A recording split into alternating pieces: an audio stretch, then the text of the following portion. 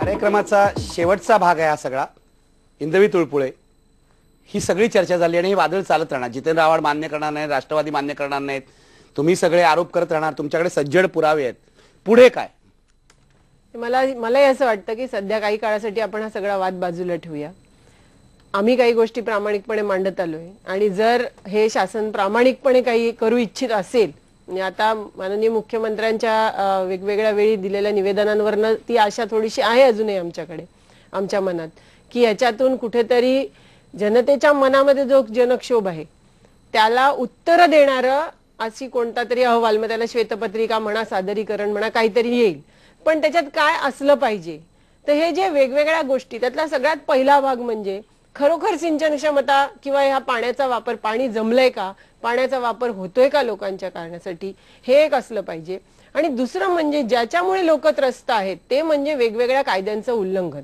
एक साधी गोष्ट आहे की भूसंपादन झाल्याशिवाय आणि पुनर्वसनाचा संपूर्ण आराखडा आणि प्रत्यक्ष त्यासाठी पर्यायी जागा, पर्यायी जमिनी, पर्यायी वेगवेगळे उपजीविकांचं साधनं आणि त्या लाभात वाटा याबद्दलचे निर्णय झाल्याशिवाय जे प्रकल्प सुरू झालेत त्यांची एक यादी केली पाहिजेत. आणि ते तसे का सुरू झाले, कोण जबाबदार होतं याची त्याच्यामध्ये शहानिशा झाली पाहिजे आणि त्यांच्यावर काय कारवाई करणार हे सिद्ध झालं पाहिजे. दुसरं तसंच जिथे जिथे म्हणून प्रत्यक्ष लोकांना आजही पाण्यात उभं राहायला लागतंय आणि आपला निषेध दाखवावा लागतोय, अशा लोकांच्या बाबतीमध्ये काय नक्की आपली भूमिका आहे ही सरकारने जाहीर करावी लागेल.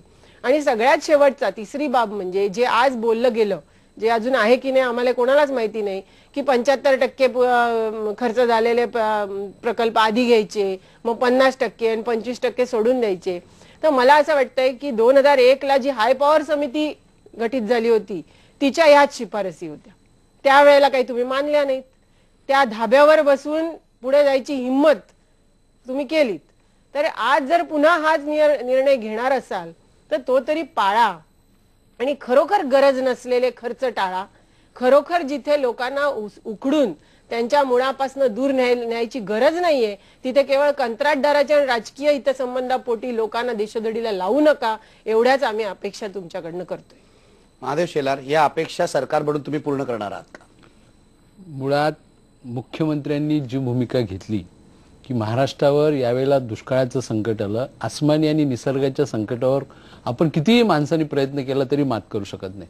परंतु या महाराष्ट्रातील लोकांना पिण्याचं पाणी मिळालं पाहिजे, त्यानंतर जनावरांचं मिळालं पाहिजे, उद्योगाला त्यानंतर ह्या सगळ्या क्रमवारी ठेवल्या आणि त्याच्यामध्ये त्यांनी हे सगळ्या लोकांना सहभागी करून त्या चर्चेत आणून काही तुमच्याकडे नवीन उपाय असतील तेही सुचवा आणि ते अंमलात आणण्याची तयारी त्यांनी दाखवली. आणि म्हणून श्वेतपत्रिका काढल्यानंतर वस्तुस्थिती आहे की ती लोकांच्या समोर आणून लोकांच्या समोर आणल्यानंतर त्याच्यामध्ये अनेक जण अनेकांच्या वेगवेगळ्या पद्धतीने वेगवेगळे उपाय सुचवत असतात आणि ते उपाय घेऊन निव्वळ टीका करणं हा काय काँग्रेसचा धर्म नाहीये. SIT तर्फे चौकशी होणार आहे का ही विरोधी पक्षांनी केलेली मागणी आहे.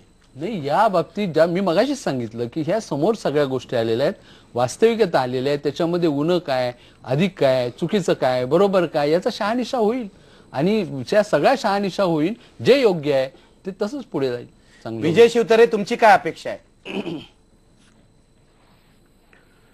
असं आहे की आमचे नेते सुभाष देसाई यांनी विधानसभेमध्ये सुद्धा ही मागणी केली होती की या सर्व प्रकरणाची SIT तर्फे चौकशी केली जावी, जेणेकरून निपक्षपातीपणाने खरे आकडे समोर येतील, खरे घोटाळे समोर येतील आणि ज्या फिगर दिसत आहेत त्याची शाश्वती आपल्या सर्वांना मिळेल.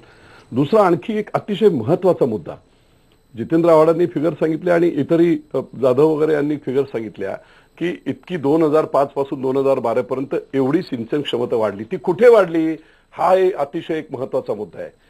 जिथे अगोदरच सिंचन आहे त्याच ठिकाणी दुष्काळी भागातील 50-60 वर्ष झालं या महाराष्ट्रातील 84 अतिशय दुष्काळी तालुके असणारे, जसा माझा पुरंदर आहे तसाच या तालुक्यांमधून आपण काही सिंचन क्षमता वाढवली की नाही हा खरा मुद्दा, किंवा खरोखर दुर्लक्षित असलेल्या लोकांना आपण न्याय दिला की नाही हा अतिशय महत्वाचा मुद्दा. तिसरा महत्वाचा मुद्दा आहे की 6,000 साधारणतः 6,000 कोटी रुपये प्रत्येक अधिवेशनामध्ये प्रत्येक वर्षी आपण तरतूद करतो. अतिशय महत्वाचा एक मुद्दा सतत बाजूला गेलेला आहे. मुख्यमंत्र्यांशी झालेल्या एका बैठकीत सुद्धा अजित पवारांच्या समोर आम्ही सांगितलं की जलसंधारण खातं हे डिपार्टमेंट अतिशय महत्वाचं खातं असताना अतिशय पूर्णपणे ते दुर्लक्षित झालेलं आहे. जेवढे काही पाझर तलाव असतील, कोल्हापूर पद्धतीचे बंधारे असतील, 40 वर्षामध्ये झालेले, दुष्काळाच्या दरम्यान झालेले, 1972ला झालेले, त्याच्या रिपेअर्स नाहीत. त्याच्यामध्ये मोठ्या प्रमाणात पाणी साठा होऊन खऱ्या अर्थाने दुर्लक्षित असणाऱ्या दुष्काळी भागाला यातून खूप मदत होऊ शकते. परंतु जलसंपदा खात्यातले डम्पिंग जे टाकाऊ अधिकारी जे ऐकत नाही ते आणून इकडे टाकायचे, जलसंपदा खात्याला व्यवस्थित तरतूद करायची नाही, त्यांना त्यांचे अधिकारी निवडण्याचे अधिकार द्यायचे नाहीत. अशा प्रकारचे अनेक प्रकारचे अन्याय हे या काळामध्ये 10 वर्षामध्ये जलसंपदा खात्याकडून संबंधित मंत्र्यांकडून झालेले आहेत. आणि म्हणून खऱ्या अर्थाने जर समन्याय द्यायचा असेल तर पुढचं जे तुम्ही धोरण, आता तुम्हाला मी उदाहरण सांगतो की यांनी असं ठरवलं की आता जी धरणं 1-1.5 वर्षात पूर्ण होतील, 10%, 20%, 25% ज्यांचं काम बाकी आहे तेवढेच करायचे, त्याच्यापेक्षा कमी पर्सेंटेजमध्ये काम झालेलं त्यांचं काम करायचं नाही. मी उदाहरण म्हणून तुम्हाला सांगतो की सत्तेचा दुरुपयोग कसा होतोय. माझ्याच एक उदाहरण सांगतोय. माझ्या या वेल्हा तालुक्यामध्ये पुरंदरसाठी असणारं गुंजवणी धरण 95% धरण 1905 साली पूर्ण झालं, 2005 साली पूर्ण झाले. 95%, 5% धरण फक्त बाकी असताना गेले 12 वर्ष, गेले जवळजवळ 7-8 वर्ष त्याच्यावर जरा सुद्धा काम झालेलं नाही. पुनर्वसनाचं नाव सांगितलं जातं परंतु ही तरतूद केली जात नाही, त्याच्यावर लक्ष दिलं जात नाही. फक्त सत्ताधारी आणि समन्याय मिळत नाही, हा माझा आक्रोश आहे. आणि म्हणून खऱ्या अर्थाने हे जे सिंचनाचे पैसे जे लुबाडले गेलेले आहेत ते कोणाचे लुबाडले गेले आहेत? महाराष्ट्रातील सर्वसाधारण शेतकऱ्यांच्या जीवनाशी निगडीत असणारं सिंचन, त्याच्यावर आवश्यक असणारे पैसे करोड रुपये आणि ते लुबाडले गेलेले आहेत. त्यांचं राहणीमान, त्यांचं जीवनमान उंचावण्यासाठी जो काय प्रयत्न करायला हवा त्याच्यामध्ये हे अशा प्रकारचे घोटाळे झालेत. आणि म्हणून मला स्पष्टपणे सांगावं असं वाटतं की आम्ही सर्वच विरोधी पक्षांची अशी मागणी आहे, हे फक्त सादरीकरण करू नका. मुख्यमंत्री अगोदर सुरुवातीला खूप वेगळ्या पद्धतीचं त्यांचं बोलणं होतं, परंतु आज ज्या प्रकारे हे सगळं राजकारण चाललंय मला तर असं वाटतंय की राष्ट्रवादी आणि काँग्रेस या दोघांना जे काही सरकार चालू आहे, नाही, मुख्यमंत्री दबावाखाली असं वाटतंय सगळ्यांना, विरोधकांना वाटतंय. मुख्यमंत्री त्यांच्या शब्दाच्या मागे आलेले नाहीत, ते शब्द त्यांनी पाळलेले आहेत आणि पाळणार आहेत. मी तुम्हाला सांगतो, एक लक्षात घ्या, मुख्यमंत्री किती संवेदनशील आहे त्याच्या बाबतीत मला चांगली कल्पना आहे. आणि म्हणून त्यांच्याकडून आम्हाला ही अपेक्षा नाही, मी त्यांच्या विरुद्ध बोलत नाही, मला त्यांच्याबद्दल विश्वास आहे, परंतु दबावाखाली आलेत असं निश्चितपणे असं आम्हाला वाटतं. काय झालं असं? बरोबर आहे, दबावाखाली आलेत मुख्यमंत्री. विजय शिवतारे, आपला वेळ संपलेला आहे. जितेंद्र आव्हाड, हे सगळं होणार आहे का केवळ अजित पवारांना पुन्हा उपमुख्यमंत्री बनवण्यासाठी तुमचे सगळे प्रयत्न असणार आहेत? असं आहे की अजित पवारांना उपमुख्यमंत्री बनवायचं की नाही हा पक्षाचा, त्यांचा आणि माननीय पवार साहेबांचा निर्णय असेल. प्रश्न असा आहे की ज्या सिंचन श्वेतपत्रिकेवरती बोलायला आपण बसलो त्याच्यामध्ये शेवटी श्वेतपत्रिका ही फॅक्ट्स अँड फिगर्स अँड रियालिटीवरती, सत्य, स्टॅटिस्टिक्स, सायंटिफिकरित्या म्हणजे शास्त्रीय दृष्टिकोन मनात ठेवून जो आकडेवारी येते त्याच्यातनं जे काही सत्य बाहेर येतं त्याच्यावर आधारित आहे. त्यामुळे फॅक्ट्स अँड फिगर्सवर आपण डिस्कशन केलंच नाही, कारण आशिष जाधवच्या पहिल्याच प्रश्नामध्ये त्यांनी जी आकडेवारी दिली त्याच्यामध्ये 10 वर्षात वाढ लक्षात आल्यावर आपण म्हणाले की आपण आकडेवारी नको, आकडेवारी बाजूला ठेवा. ठीक आहे, आम्ही आकडेवारी बाजूला ठेवली. आपल्या माध्यमातून महाराष्ट्राला जे काही जात आहे त्याच्यामध्ये विजय शिवतारे असे म्हणाले की माझ्या पुरंदर तालुक्यामध्ये लँड ऍक्विजिशन मध्ये इरिगेशनने असं लपडं केलं. अहो, लँड ऍक्विजिशन इरिगेशन करत नाही, लँड ऍक्विजिशन रेव्हेन्यू डिपार्टमेंट करतं. एक मिनिट ऐकून घ्या. शिवतारेजी, मी आपल्यामध्ये नव्हतं बोललो. शिवतारेजी, मी आपल्यामध्ये नव्हतं बोललो. मला बोलणं माझं संपू द्या. धरण बाकी आहे, आपल्यामध्ये बोललो नव्हतो. तुम्ही चुकीचं आपल्यामध्ये बोललो नव्हतो. शिवतारेजी, माझं बोलणं संपल्यावरती आपण बोलू शकता. ठीक आहे, शांत राहा, संपू द्या. शिवतारे, मी येतो, पण जितेंद्र आव्हाडांना बोलू द्या. तुमचं म्हणणं वेगळं होतं, पण जितेंद्र आव्हाडांना बोलू द्या. शिवतारेजी, मी आपल्यामध्ये बोललो नव्हतो. मी आपल्यामध्ये बोललो नव्हतो. शिवतारेजी, कलेक्टरेट करतात, परंतु माझं बोलणं संपू द्या. माझं बोलणं जितेंद्र आव्हाडांचं बोलणं संपू द्या शिवतारेजी, आणि मग तुम्ही बोला. जितेंद्र आव्हाड बोला. अजित पवार उपमुख्यमंत्री होणार आहेत का पुन्हा? ते ठरवण्याचा अधिकार मला जर असता तर मीच मंत्री नसतो का झालो वागळे साहेब? काय तुम्ही प्रश्न विचारता? उगाच महाराष्ट्राची फसवणूक करू नका वागळे साहेब. मी फसवणूक करत नाहीये जितेंद्र आव्हाड. आपण जरी हसत असलो तरी हा अत्यंत गंभीर घोटाळा आहे. हजारो कोटी रुपये आत गुंतलेले आहेत आणि तुमच्या मंत्र्यांवर आरोप होत आहेत, तरी तुम्ही एकाही प्रश्नाचं धड उत्तर देत नाही आहात. तुम्ही मला नको तिथे घेऊन जाता. जाऊ नका, तुम्ही मुद्द्यावर बोला. आता माझ्या प्रश्नाचं उत्तर द्या.